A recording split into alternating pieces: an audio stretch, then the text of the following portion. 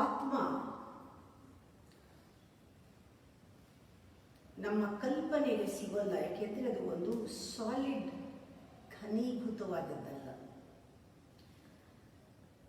ಅತೀ ಸೂಕ್ಷ್ಮ. ಆತ್ಮನ ಪರಿಚಯ ನಮಗೆ ಇಲ್ಲದೆ ಇರೋದರಿಂದ ನಮ್ಮ ಕಲ್ಪನೆಗೆ ಏನೇನೋ ಬರುತ್ತೆ. ಆತ್ಮ ಅಂದರೆ ಖಂಡಿತವಾಗ್ಲೂ ಅದು ಎಲ್ಲ ಕಡೆ ಪಸರಿಸಿದೆ, ಎಲ್ಲ ಕಡೆ ಇದೆ, ಆವರಿಸಿದೆ, ನಮ್ಮೊಳಗೂ ಇದೆ. ಇದನ್ನು ಕಂಡುಹಿಡಿಯೋವರೆಗೂ, ಇದನ್ನು ತಿಳ್ಕೊಳ್ಳೋವರೆಗೂ, ಈ ಆತ್ಮನ ಅನುಭವಿಸೋವರೆಗೂ ನಮಗದರ ಬಗ್ಗೆ ಏನೂ ಗೊತ್ತಾಗಲ್ಲ. ಈ ಆತ್ಮದ ಪರಿಚಯಕ್ಕೆ ಇಂಥ ಪೂಜೆ ಬೇಕು.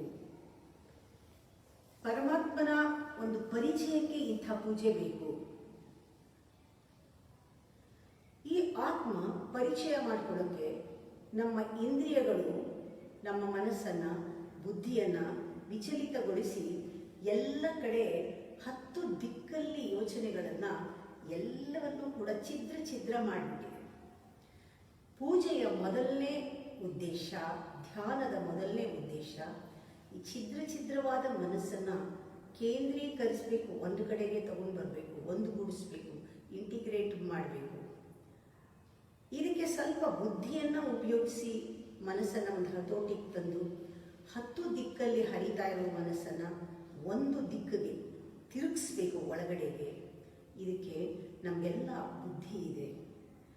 ಪೂಜೆಯಲ್ಲಿ ಬೇಕಾಗಿರೋದು ಧೀಶಕ್ತಿ, ಬುದ್ಧಿಶಕ್ತಿ. ಪ್ರಾಣಾಯಾಮ ಮಾಡಿ ದೇಹದಲ್ಲಿ ಪ್ರಾಣನ ಬ್ಯಾಲೆನ್ಸ್ ಮಾಡಿ, ಧೀಯನ್ನು ಪ್ರಚೋದನೆ ಮಾಡಿ ನಾವು ಆತ್ಮನನ್ನು ಪರಿಚಯ ಮಾಡಿಕೊಳ್ಳೋಕೆ ಹೊರಡಬೇಕು. ನಮ್ಮ ಮನಸ್ಸು ಮತ್ತು ಇಂದ್ರಿಯಗಳನ್ನು ಮೀರಿದ ಬುದ್ಧಿ ಹೊರಗಡೆ ಇರೋ ಎಲ್ಲ ದಿಕ್ಕಲ್ಲಿ ಹರಿತಾ ಇರೋದ ಶಕ್ತಿಯನ್ನು ಒಳಗಡೆ ಎಳ್ಕೊಂಡು ಬಂದು ತನ್ನ ಕಡೆಗೆ ಎಳ್ಕೊಂಡು ಒಂದು ಕಡೆ ಕೇಂದ್ರೀಕೃತವಾಗಬೇಕು. ಆ ಧೀ ಕೇಂದ್ರೀಕೃತವಾಗುವ ಆ ಕೇಂದ್ರವೇ 2 ಹುಬ್ಬಿನ ಮಧ್ಯದಲ್ಲಿ. ಧ್ಯಾನದಲ್ಲಿ ನಿಮ್ಮ ಬುದ್ಧಿ ಶುದ್ಧವಾಗಿ ಮನೋಬುದ್ಧಿ ಅಹಂಕಾರಗಳನ್ನು ಬಿಟ್ಟು ನಿಮ್ಮ ಶುದ್ಧ ಬುದ್ಧಿಯನ್ನು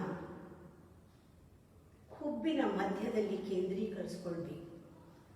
ಇಷ್ಟನ್ನು ಮಾಡೋದಕ್ಕೇನೆ ಮಿಕ್ಕಿದೆಲ್ಲ ಆಚರಣೆಗಳು ಇರುವುದು. ಇದಾದಮೇಲೆ ಹೊರಗಡೆ ಆಚರಣೆ, ಪ್ರಯೋಗ, ಕ್ರಿಯೆ ಎಲ್ಲವೂ ಕೂಡ ಒಂದು ಸಿದ್ಧತೆ ಅಷ್ಟೇ. ಒಂದು ಕ್ಷಣದಲ್ಲಿ ನಿಮ್ಮ ಬುದ್ಧಿ ಯಾವಾಗ ಕೇಂದ್ರೀಕೃತವಾಗುತ್ತೆ, ಬಾಗಿಲ ಹತ್ರನೇ ಕಾಯ್ತಾ ಇರೋ ಪರಮಾತ್ಮ ಅಂದರೆ ಆತ್ಮ ನಮಗೆ ಗೋಚರವಾಗುತ್ತೆ. Just by giving complete attention, clear intelligence, pure intelligence should touch the centre between the eyebrow. ಯಾವಾಗ ಅದು ತಗಲುತ್ತೆ, ನಮ್ಮ ಅಟೆನ್ಷನ್ ಯಾವಾಗ ಅಲ್ಲಿಗೆ ಬೀಳುತ್ತೆ, ಒಂದು ಸಣ್ಣ ನಕ್ಷತ್ರದ ಬಿಂದುವಿನ ಹಾಗೆ ಒಂದು ದೀಪ ಕಾಣುತ್ತೆ. ಇದು ಗೋಚರವಾದಾಗ ನಮ್ಮ ದಿಕ್ಕು ಸರಿಯಾಗಿದೆ ಅಂತ. ಆ ದೀಪ ಕಂಡಾಗ ನಮ್ಮಲ್ಲಿ ಬುದ್ಧಿ ಜಾಗೃತಿಯಾಗಿದೆ, ಎದ್ದಿದೆ ನಮ್ಮ ಬುದ್ಧಿ. ಈಗ ಇಲ್ಲಿ ಯಾವ ಸೋಂಕು ಅಹಂಕಾರದ್ದಾಗಲಿ ಅಜ್ಞಾನದ್ದಾಗಲಿ ಇಲ್ಲ.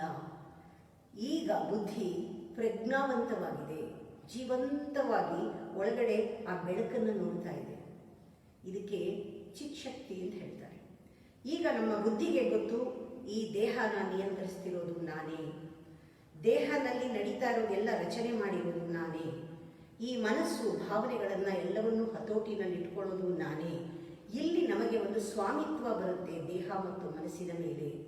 ಈಗ ಬುದ್ಧಿ ಆತ್ಮದ ಜೊತೆಗೆ ಸೇರಿಕೊಂಡು ಆತ್ಮಾನುಭವವನ್ನು ಪಡೀತಾ, ಬ್ರಹ್ಮಾನುಭವವನ್ನು ಪಡೀತಾ, ಬ್ರಹ್ಮ ಸಂಸ್ಥಿತಿಯನ್ನು ಹೊಂದಿ ಆ ಶಕ್ತಿಯನ್ನು ನಮ್ಮ ದೇಹಕ್ಕೆ ಕೊಟ್ಟು ಅದನ್ನು ಹೀಲ್ ಮಾಡೋ ಶಕ್ತಿ ನಮ್ಮ ಬುದ್ಧಿಗೆ ಇದೆ. ಆ ಚಿತ್ ಶಕ್ತಿ ಅನ್ನೋ ಬುದ್ಧಿಶಕ್ತಿ ಆತ್ಮದ ಗುಣಗಳನ್ನೆಲ್ಲ ಆವಾಹನೆ ಮಾಡಿಕೊಳ್ಳುತ್ತೆ. ಪೂಜೆಯಲ್ಲಿ ಈ ಬುದ್ಧಿಗೆ ಆತ್ಮನ ಗುಣಗಳೆಲ್ಲವೂ ಕೂಡ ಬರುತ್ತೆ. ಆತ್ಮನ ಗುಣ ಶಕ್ತಿ, ಆತ್ಮನ ಗುಣ ಶಾಂತಿ, ನೆಮ್ಮದಿ, ಆತ್ಮನ ಗುಣ ಆನಂದ, ಕರುಣೆ, ದಯೆ ಎಲ್ಲವೂ ಪರಮಾತ್ಮನ ಗುಣಗಳೆಲ್ಲ ಆ ಬುದ್ಧಿನಲ್ಲಿ ಗೋಚರವಾಗಿ ಇವೆಲ್ಲವೂ ನಮ್ಮ ದೇಹದ ಕಣಕಣದಲ್ಲಿ ಹರಡಿ ನಮ್ಮ ದೇಹನ ಹೀಲ್ ಮಾಡುತ್ತೆ. ಫಸ್ಟು ಪೂಜೆಯಲ್ಲಿ ಮೊದಲನೇ ಭಾಗ ದೇಹ ಶುದ್ಧಿಯಾಗುವುದು, purification of the body, cell to cell. ಮನಸ್ಸು ಶುದ್ಧಿಯಾಗುತ್ತೆ, ನಮ್ಮ ದೇಹದ ಎಷ್ಟೋ ಕರ್ಮಗಳು ಕ್ಲಿಯರ್ ಆಗುತ್ತೆ. ಈ ಬುದ್ಧಿಗೆ ಸಂಪೂರ್ಣ ಹತೋಟಿ ಬಂದ ಮೇಲೆ ದೇಹ ಮನಸ್ಸಿನ ಮೇಲೆ ದೇಹಿ ಅನ್ನೋ ಭಾವನೆಯನ್ನು ಬಿಟ್ಟು ಆತ್ಮದಲ್ಲಿ ಒಂದಾಗುತ್ತೆ. ಬ್ರಹ್ಮನಲ್ಲಿ ಒಂದಾಗೋದಿದೆಯಲ್ಲ ಬ್ರಹ್ಮಾನುಭವ ಅಂತ ಹೇಳ್ತಾರೆ. ಆ ಬ್ರಹ್ಮಾನುಭವಕ್ಕೆ ಮುಂಚೆ ಒಂದು ಜ್ಞಾನಾನುಭವ ಆಗುತ್ತೆ, ಜ್ಞಾನಾನುಭವದಿಂದ ಪ್ರಜ್ಞೆ ಜಾಗೃತವಾಗುತ್ತೆ, ಪ್ರಜ್ಞೆ ಜಾಗೃತವಾಗಿ ಬ್ರಹ್ಮನನ್ನು ಅರಿತು ಬ್ರಹ್ಮಜ್ಞಾನವನ್ನು ಹೊಂದಿ ಬ್ರಹ್ಮನೇ ಆಗೋದು. ಇಲ್ಲಿಗೆ ನಮಗೆ ಸಾಕಾಗುವುದಿಲ್ಲ. ಆತ್ಮ ಇವಾಗ ಚಾಲನೆಗೆ ಬಂತು. ಇದುವರೆಗೂ ಒಳಗಡೆ ಜೀವ ಅದನ್ನು ಬಂಧಿಸಿಟ್ಟಿತ್ತು. ಜನ್ಮಾಂತರದ ಕರ್ಮಗಳಿಂದ ನಮ್ಮ ಆತ್ಮ ಒಳಗಡೆ ಬಂಧಿಸಿತ್ತು. ಇವಾಗ ಬುದ್ಧಿಯಿಂದ ಅದಕ್ಕೆ ಬಿಡುಗಡೆ ಆಗ್ತಾ ಇದೆ, ಖುಷಿ ಆಗ್ತಾ ಇದೆ. ಬುದ್ಧಿ ಆತ್ಮದ ಜೊತೆಗೆ ಸೇರ್ಕೊಳ್ತಾ ಇದೆ. ಈಗ ಅದಕ್ಕೆ ಸರಿಯಾದ ದಿಕ್ಕು ಸಿಕ್ಕಿದೆ. ಆತ್ಮ ಈಗ ಬುದ್ಧಿಯ ಜೊತೆ ಸೇರಿಕೊಂಡು ಚಾಲನೆಗೆ ಹೊರಟಿದೆ. ಅಂದರೆ ನಮ್ಮ ಎನರ್ಜಿ ಏನಿದೆ, ಆ ಪಾಸಿಟಿವ್ ಎನರ್ಜಿ ಏನಿದೆ, ಆತ್ಮದ ಗುಣಗಳೆಲ್ಲ ರೇಡಿಯೇಟ್ ಆಗಕ್ಕೆ ಶುರು ಆಗುತ್ತೆ. ಎಲ್ಲವೂ ಹೊರಗಡೆ ಪಸರಿಸ್ತಾ ಬರುತ್ತೆ. ಇದನ್ನ ಆಸ್ಟ್ರಲ್ ಜರ್ನಿ ಅಂತಾರೆ. ಈ ಬ್ರಹ್ಮ ನಮಗೆ ಶಿವನನ್ನ ಪರಿಚಯ ಮಾಡಿಕೊಳ್ತಾನೆ.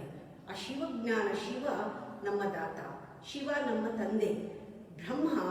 ಬ್ರಹ್ಮಾನುಭವ ಬಂದಾಗ ಬ್ರಹ್ಮ ಶಿವನನ್ನ ಪರಿಚಯ ಮಾಡಿಕೊಡೋದು, ಶಿವನನ್ನ ಭೇಟಿ ಮಾಡೋದು ಅಂದಾಗ ಶಿವ ಬಹಳ ದೊಡ್ಡ ದೊಡ್ಡ ಸಾಗರ, ಸಮುದ್ರ ಸಾಗರ, ಹರಣಶಕ್ತಿ ಉಳ್ಳವನು, ಎಲ್ಲರಿಗೂ ಲಿಬರೇಷನ್ ಕೊಡೋನು, ಎಲ್ಲರಿಗೂ ಮುಕ್ತಿದಾಯಕ, ಎಲ್ಲ ಪಾಪಗಳನ್ನು ಜನ್ಮಾಂತರದ ಕರ್ಮಗಳನ್ನು ಕಳೆಯೋನು.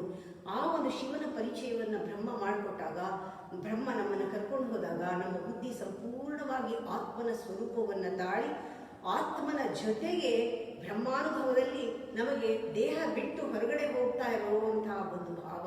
ನಾವು ದೇಹ ಮೀರಿ ಹೋಗ್ತಾ ಇದ್ದೀವಿ. ಕಾಲ ಯಾವುದೂ ಪರಿಚಯ ಇಲ್ಲ. ಅದನ್ನು ಮೀರಿ ಹೋಗ್ತಾ ಹೋಗ್ತಾ ಹೋಗ್ತಾ ಹೋಗ್ತಾ ಚಂದ್ರಮಂಡಲ, ಸೂರ್ಯಮಂಡಲ ದಾಟ್ ಹೋಗ್ತಾ ಇದ್ದೀನಿ ಅನ್ನೋ ಭಾವನೆ ಇರುತ್ತೆ. ಆಕಾಶ ಎಲ್ಲ ಪೂರ್ತಿ ಕಾಣಿಸ್ತಾ ಇರುತ್ತೆ. ಅಲ್ಲೆಲ್ಲೋ ಒಂದು ಪುಂಜ, ಒಂದು ದೊಡ್ಡ ಸಾಗರ, ಅದು ಬೆಳಕಿನ ಸಾಗರ, ಶಾಂತಿ ಸಾಗರ, ಅದು ಪರಂಧಾಮ, ಅದು ಶಿವನ ಒಂದು ದೇಗುಲ, ಶಿವನ ಒಂದು ಪರಂಧಾಮ. ಅಲ್ಲಿಗೆ ಬ್ರಹ್ಮನನ್ನು ಕರ್ಕೊಂಡು ಬ್ರಹ್ಮನ ಸ್ವರೂಪವಾಗಿ ನಾನು ಹೋಗಿ ಶಿವನನ್ನು ಮೀಟ್ ಮಾಡ್ತಾ ಇದ್ದೀನಿ ಅನ್ನೋ ಭಾವನೆ ಇರುತ್ತೆ. ನಮ್ಮ ಎಲ್ಲ ಕಷ್ಟ ಸುಖ ಜನ್ಮದ್ದು ಏನೇನು ಈ ಜೀವಕ್ಕೆ ಅಂಟಿಕೊಂಡಿದೆಯೋ ಎಲ್ಲವನ್ನೂ ಶಿವನಲ್ಲಿ ಸಮರ್ಪಣೆ ಮಾಡುವಂಥದ್ದು 2ನೇ ಸ್ಟೇಜಲ್ಲಿ ಬರುತ್ತೆ. ಶಿವ ಎಲ್ಲವನ್ನೂ ಕೂಡ ಸಂಪೂರ್ಣ ನಿರ್ಮೂಲನ ಮಾಡ್ತಾನೆ, ಎಲ್ಲವನ್ನೂ ಹರಣ ಮಾಡ್ತಾನೆ. ನಮ್ಮ ಶಿವನ ಒಂದು ಪರಂಜ್ಯೋತಿ ಜೊತೆಗೆ ಈ ಒಂದು ಕಿರಣ, ಬ್ರಹ್ಮನ ಕಿರಣ ಹೋಗಿ ಸೇರ್ಕೊಂಡಾಗ, ನಮ್ಮ ಆತ್ಮ ಹೋಗಿ ಪರಂಜ್ಯೋತಿ ಜೊತೆ ಸೇರ್ಕೊಂಡಾಗ ಏನೋ ಒಂದು ಅದ್ಭುತವಾದ ಅನುಭವಗಳಾಗತ್ತೆ.